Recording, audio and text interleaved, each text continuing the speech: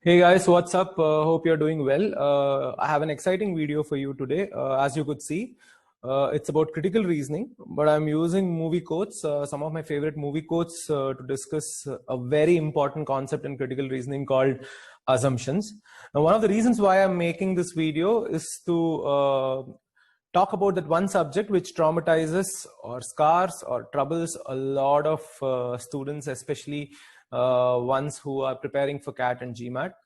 Critical reasoning is a tricky concept, and if you don't understand the theory well, or if you don't understand the fundamentals well, or how to apply them rather, it could be a little troublesome. Having said that, the reason why I have made a video of this mode using movie quotes is to show you that it's actually not as difficult, and almost each one of us already has the ability, already has critical reasoning. For example, if someone tells you I love you 3000, for example, you pretty much know what inferences to make. If someone says Wakanda forever, you know a thing or two about that person straight away, right? Isn't it? And a lot of other references. I mean, we are, whether you're a DC comic fan or Marvel fan or Harry Potter fan, or we speak in those languages and we get the references. We use those references. We use the memes in social media. A lot of our conversations actually happen and are actually witty and actually happen are possible because we understand critical reasoning well. The only reason it scares us is because sometimes we are unable to apply the same concepts the way we apply them in movies or in our conversations. We are not able to apply the same when it comes to a question or an RC passage where you're reading an unfamiliar topic. So we're just going to take a step back. And in this particular video, I have picked up a few of my favorite quotes where I'll show you how assumptions work in particular. And then you will see that if you understand the fundamental, it's not so difficult to spot it. And then you will have to transfer the same knowledge and apply it in an RC passage when you're reading. Remember, critical reasoning is not just about one question or two questions. Anything that you read, you need to apply critical reasoning. You already have the ability in you. You only have to keep it on the surface, keep it to the fore, and observe it. Okay. Anyway, let's get started. Let's look at the first one. You are so dark, you must be from the DC universe. Okay. Deadpool fans would know, would have been very well familiarized with this quote. Now, what exactly is the assumption made by Deadpool here? Now, when I'm talking about assumptions, what is it that you are supposed to be looking at? An assumption is unstated information. It's information that the author is giving me without directly mentioning it. And how do we spot an assumption? We spot an assumption when there is something being equated to something else. Okay, and then you know that these two are equivalent according to the author. For example, here the first statement is dark. The second statement uses the term DC universe. So what is the assumption made here? You are so dark, you must be from the DC universe, which means that dark is equal to DC universe. In other words, Deadpool is making a wisecrack saying that DC universe is generally dark. I mean, I know what the, DC fans would understand what all of this is, but even if you're not into comic books and not into all of this, this is how you spot an assumption, isn't it? Dark here, DC universe here, which means the author, or in this case Deadpool or whoever the writer is saying dark is equal to DC universe. That's it's as easy as that. Okay, look at the second one. This is a Black Widow quote. At some point, we all have to choose between what the world wants you to be and who you are. So there are two paths here, right? So what the world wants you to be is part one. Okay. Who you are is part two. Now, Black Widow is trying to tell us that you have to choose between 1 and 2. So what is the inherent assumption? If I have to choose between something, that means there are two, isn't it? There isn't one. I can't choose between 1 and 1.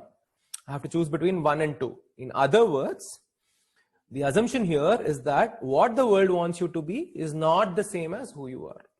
Or the world always wants you to be someone other than who you are, isn't it? That's the inherent assumption. A lot of us would get this in a conversation. We automatically understand this. But that's all there is to an assumption, isn't it? And these are things that you have to spot when you are reading RC passages. It's as simple as that. Let's look at one more quote. Okay. Alfred, who doesn't want someone like Alfred guiding us at all points of time? What does he say? Some men aren't looking for anything logical like money. Some men just want to watch the world burn. I mean, it's an iconic quote and we all understand it's about the Joker. But anyway, whoever it is. That's not the point here.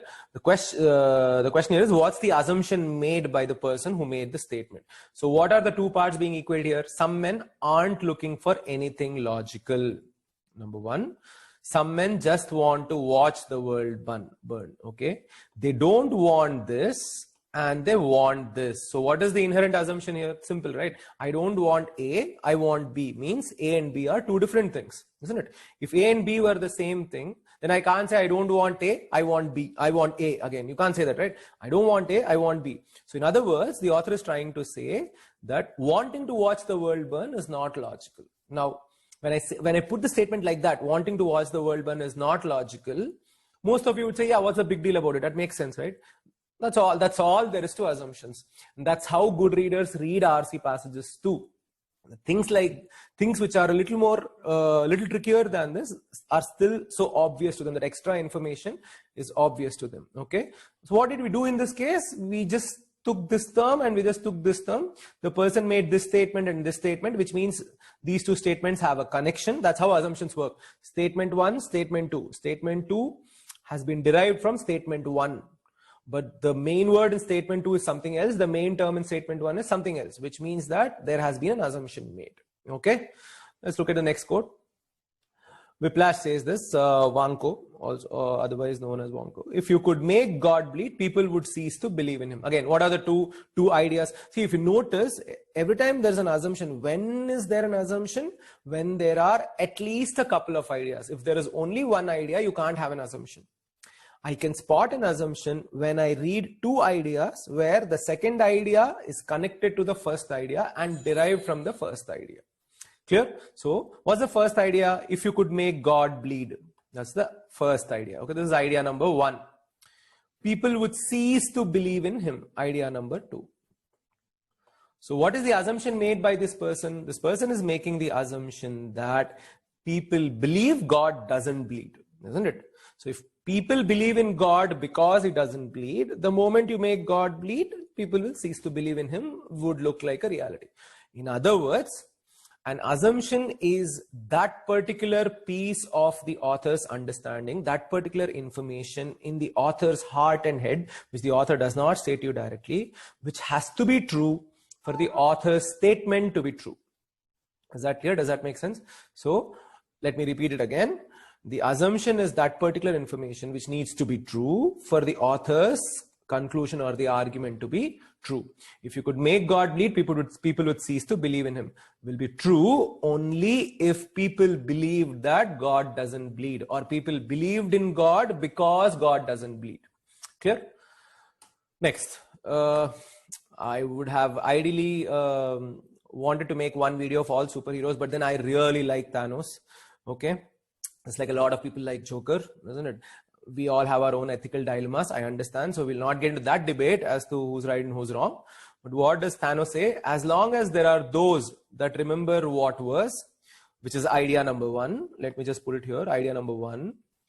There will always be those that are unable to accept what can be. Idea number 2. So here what is the assumption, underlying assumption made by Thanos?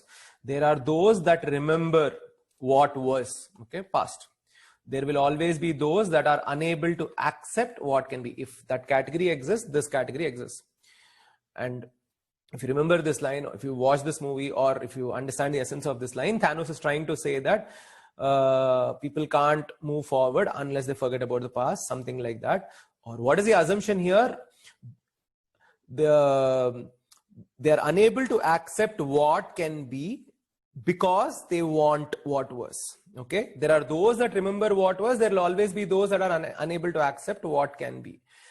In other words, my only reason for not accepting what can be is that I remember what was. That's the assumption made by Thanos. See, Thanos can be wrong here. It's quite likely I do not remember anything from the past, but I still don't like what can be. That's possible. But Thanos is not considering that option in this particular sentence. In this particular sentence, the assumption is very simple, that I am unable to accept what can be, and the only reason for that is because of what was, or in other words, I like that, therefore I'm not able to accept this. That's the assumption made by Thanos. Okay. Hermione, who's one of my favorite superheroes. Okay, let me use the term for all of you very clearly, because a lot of us understand the term superhero very differently. But for me, for a very, very long time, Hermione is the superhero or superheroine, but I would like to use just the gender neutral term there. Anyways, what does she say? I am highly logical, which allows me to look past extraneous is external, something outside, extraneous detail, and perceive clearly that which others overlook. What is idea number one? I'm logical, highly logical. Because she's highly logical, what does she say?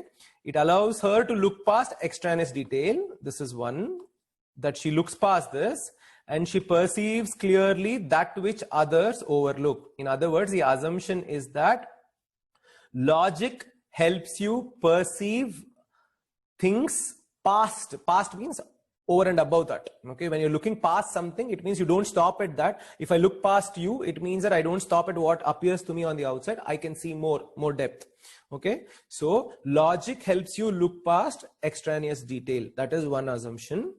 Okay, people who overlook things, okay, or get blocked at extraneous detail are generally doing that because they are not logical. I can also put the assumption like that. So both are equally correct. Okay, so if I'm logical, logic is the one that helps me go past the detail. Those who don't have logic generally miss out on certain details. That is the underlying information in this particular quote. Okay, next, Matrix, isn't it? Keanu Reeves is the superhero here. I mean, forget about Neo for a bit, but yeah, I'm a huge Keanu Reeves fan. I'm pretty sure everybody likes him. What's the strange, weird term that people have used? It's internet's favorite boyfriend, isn't it? But long before that, terms like that got trendy. Old people like me had, still had a certain admiration and liking for this guy. Anyways, what is this wonderful, iconic conversation between these two big guys? Morpheus says, do you believe in fate? Neo says no. Morpheus says, why not? Neo says, I don't like the idea that I'm not in control of my life. When you're reading something like this in an RC passage, I wish RC passages were built on stuff like amazing, legendary stuff like this. But hey, RC passage questions are so boring, isn't it? Wish they were more creative. But anyways, but what do we notice? If I'm reading something like this, I should notice as a reader that the question Morpheus asked was with a keyword called fate. The answer Neo gave was with a key term called control of my life. This is how assumptions work, isn't it? Question was asked about something else. Answer was given about something else. But it's a proper conversation where the two people understand each other, isn't it? They understand each other because Neo's, whatever Neo said, Morpheus would have understood it because Morpheus straight away understood the assumption Neo is making. What is the assumption Neo is making?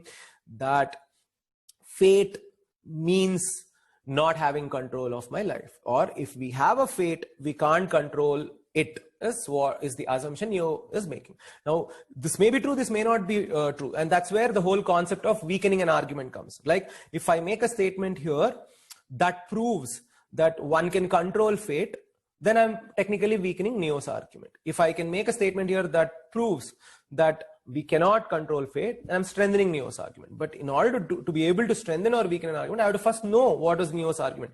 And the underlying assumption in Neo's head here is that fate is equal to control of my life. If I believe in fate, I cannot believe in controlling my own life. And if I don't like the idea that I'm not in control of my life, I won't believe in fate. Okay, those two things are getting equated to each other. Okay, that's the amazing assumption that is being made here. It's as simple. Hope you enjoyed this brief video. Try to observe these theories, whatever little we discussed today. In our day-to-day conversations, you will spot a lot of these happening in your conversations. Simple example could be when you're going outside and it's cloudy, your mom looks at you and says, take the raincoat with you, isn't it? You don't ask, why are you asking me to take the raincoat? You're not surprised at all, isn't it? Because you understand that your mom assumes that every time it's cloudy, it's going to pour on you and you are getting drenched in the rain is not good for you, and raincoat will protect. All these are underlying assumptions which are understood in a conversation. So we all have the capability of critical reasoning. We'll just have to know how to implement it in unfamiliar topics. Okay. Hope you had a lot of entertainment with this video and you understood a thing or two about assumptions. Until next time, peace out. Thanks a lot.